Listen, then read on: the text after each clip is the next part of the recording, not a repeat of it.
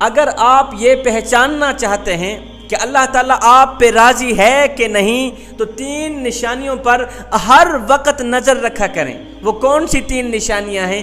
پہلی نشانی، اگر آپ کے دل میں دین کا علم سیکھنے کا شوق پیدا ہو جائے تو خوش ہو جانا، اللہ تم پہ راضی ہو گیا ہے۔ اگر اس دل میں دین کا علم سیکھنے کا شوق پیدا ہو جائے تو مبارک ہو تمہیں، اللہ نے تمہیں پسند فرما لیا ہے۔ قرآن کہتا ہے اللہ تعالیٰ جسے پسند فرمانا چاہتا ہے، اللہ تعالیٰ جسے اپنا محبوب بندہ بنانا چاہتا ہے تو اس کے سینے کو اسلام کی نعمت کے لیے کھول دیتا ہے۔ اللہ تعالیٰ جسے پسند کرتا ہے اس کے سینے کو اسلام کے علم کے لیے کھول دیتا ہے۔ وہ ایک استاد تھے، وہ اکثر اپنے شاگردوں کو کہا کرتے تھے کہ بیٹا دین بڑا قیمتی ہے، اس کی قدر کو باتوں پہ کہا کرتے تھے، بیٹا دین بڑا قیمتی ہے، اس کی قدر کرو۔ ایک دن اس کے شاگرد کا جوتا پھٹ گیا، اپنے جوتے کو مرمت کرانے کے لیے یہ شاگرد موچی کی دکان پر گیا، جا کر کہا موچی میرا جوتا مرمت کر دے، جوتا پھٹ گیا ہے، تو میرا جوتا مرمت کر، بدلے میں تجھے پیسے تو نہیں دوں گا، پر بدلے میں دین کی ایک بات دے کے جاؤں، دین کا مسئلہ بتا کے جاؤں گا۔ موچی نے کہا مولوی صاحب مسئلہ رکھ اپنے پاس، مجھے پیسے دے، میں تیرا جوتا مرمت کر کے دیتا ہوں، پیسے دے میں تیرا جوتا مرمت کر کے دیتا ہوں۔ کہا نہیں پیسے نہیں، میں پیسے کی جگہ تمہیں ایک بہت بڑی قیمتی چیز دے کے جاتا ہوں، دین کی ایک بات بتا کے جاتا ہوں، دین کا ایک مسئلہ بیان کر کے جاتا ہوں، مسئلہ یاد کرا کے جاتا ہوں۔ اس نے کہا مسئلہ رکھ اپنے پاس، دین کی بات رکھ اپنے پاس، مجھے تو پیسے چاہیے۔ کسی بھی صورت میں موچی نہ مانا، جوتا مرمت کرائے بغیر یہ شاگرد واپس اپنے استاد صاحب کے پاس آیا، کہا استاد جی آپ تو کہتے تھے دین بڑا قیمتی ہے، دین کی عالمی منڈی میں بڑی قیمت ہے، یہی قیمت ہے کہ میں ایک موچی کے پاس گیا، میں نے کہا تو میرا جوتا مرمت کر، بدلے میں تجھے دین کی ایک بات سناؤں گا، دین کا ایک مسئلہ بتاؤں گا۔ اس نے کہا مسئلہ رکھ اپنے پاس، دین کی بات رکھ اپنے پاس، مجھے تو پیسے دے۔ استاد بڑے ہی عقل مند تھے، استاد نے کیا کیا، شاگرد کو سمجھانے کے لیے کہ واقعی دین کی بہت بڑی قیمت ہے، استاد نے اپنے جیب میں ہاتھ ڈالا، ایک ہیرا نکالا، موتی نکالا، شاگرد کے ہاتھ میں تھمایا، کہا جاؤ فلاں سبزی منڈی میں چلے جاؤ، سبزی فروش کی دکان پر جا کر اس کی قیمت معلوم کرو کہ اس موتی کی قیمت کیا ہے۔ یہ شاگرد موتی لے کر سبزی منڈی چلا گیا، ایک سبزی فروش کے پاس گیا، کہا اس کی قیمت معلوم کرنی ہے۔ اس سبزی فروش نے کہا اس موتی کی قیمت 2-4 لیمو ہیں، 2-4 لیمو اٹھا لو، اس موتی سے میرے بچے کھیلیں گے۔ شاگرد واپس آیا، استاد کو کہا استاد جی اس کی جو قیمت ہے نا وہ 2-4 لیمو کے دانے ہیں، 2-4 لیمو کے دانے۔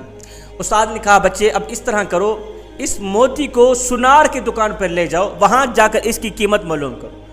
اب یہ شاگرد موتی لے کر سنار کی دکان پر پہنچا، پہلی دکان پر پہنچا، سنار کے ہاتھ میں جب موتی دیا، سنار دیکھ کر حیران رہ گئے، اتنا بڑا قیمتی موتی۔ کہا جی میں نے اس کی قیمت معلوم کرنی ہے۔ سنار نے کہا اس کی اتنی بڑی قیمت ہے کہ اگر اس کے بدلے میں پوری دکان دے دوں تب بھی میری دکان کی قیمت کم ہے، اس موتی کی قیمت میری دکان سے کہیں زیادہ ہے، میں اس کو نہیں خرید سکتا۔ اللہ اکبر۔ شاگرد موتی لے کر واپس استاد کے پاس گیا، استاد جی آخر ماجرا کیا ہے؟ سبزی فروش کے پاس گیا تھا، اس نے کہا اس کی قیمت 2 لیمو کے دانے ہیں۔ جب سنار کے پاس پہنچا اس نے کہا یہ تو اتنا بڑا قیمتی ہے کہ اس کے بدلے اگر ساری دکان دے دوں پھر بھی اس کی قیمت پوری نہیں ہو سکتی۔ استاد نے کہا بچے یہی تو میں تمہیں سمجھانا چاہتا ہوں۔ استاد نے کہا بچے ہر چیز کی قیمت اس کی منڈی میں لگتی ہے، ہر چیز کی قیمت اس چیز کی منڈی میں لگتی ہے، مگر دین کی قیمت اللہ کی منڈی میں لگتی ہے۔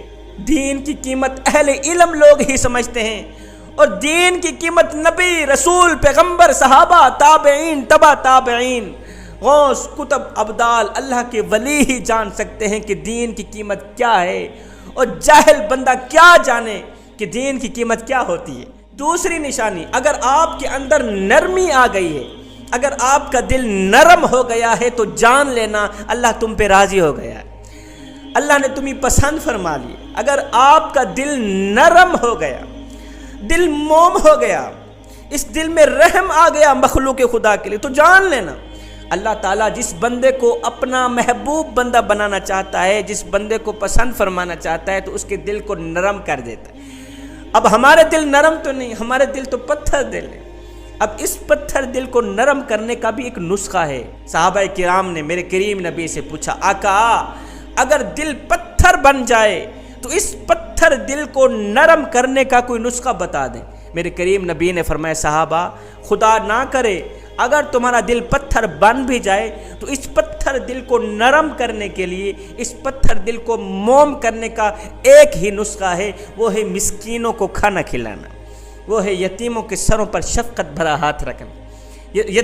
مسکینوں کو کھانا کھلایا کرو، یتیموں کے سروں پر شفقت بھرا ہاتھ رکھا کرو، اس سے تمہارا دل نرم ہوگا، تمہارا دل میں رحم آئے گا، تمہارا دل موم ہو جائے گا۔ جب تمہارا دل موم ہو جائے گا تو مبارک ہو تمہیں، اللہ نے تمہیں اپنا محبوب بندہ بنا، اللہ تم پہ راضی ہو گئے، اللہ نے تمہیں پسند فرما لی۔ میرے کریم نبی نے فرمایا، صحابہ اگر دلوں پہ زنگ چڑھ جائے تو تلاوت قرآن کر لیا کرو، اگر دل گندے ہو جائیں تو سماعت قرآن کر لیا کرو۔ میرے نبی نے فرمایا، صحابہ تم کہتے ہو برتنوں تک ہاتھ پہنچ جاتا ہے، دلوں تک ہاتھ نہیں جاتا، یہ دل کیسے صاف کریں؟ آقا برتنوں تک تو ہاتھ پہنچ جاتا ہے، برتن صاف کر لیتے ہیں، مگر دلوں تک ہاتھ نہیں جاتا، دل کیسے صاف کریں؟ فرمایا، میری امت قرآن کی طاقت کو سمجھ جاؤ، قرآن کی قوت کو سمجھ جاؤ۔